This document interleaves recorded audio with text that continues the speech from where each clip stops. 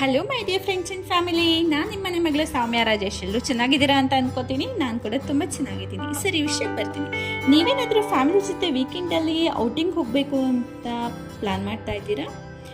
ಆದರೆ ಎಲ್ಲಿ ಹೋಗಬೇಕಂತ ಕನ್ಫ್ಯೂಷನ್ ಏನಾದರೂ ಇದೆಯಾ? ಹಾಗಾದರೆ ನನ್ನ ಹತ್ರ ಒಂದು ಒಳ್ಳೆ ರೆಸಾರ್ಟ್ ಪ್ಲಾನ್ ಇದೆ, ಕೇಳಿ. ಅದು ಬಂದು ಸ್ವಿಗ್ಗಿ ರೆಸಾರ್ಟ್. ಸೊ ನೀವಲ್ಲಿ ಎಂಟ್ರಿ ಆಗ್ತಿದ್ದಂಗೆ ಅವ್ರು ನಿಮಗೆ ವೆಲ್ಕಮ್ ಡ್ರಿಂಕ್ಸ್ ಕೊಟ್ಟು ನಿಮ್ಮನ್ನ ವೆಲ್ಕಮ್ ಮಾಡ್ಕೋತಾರೆ.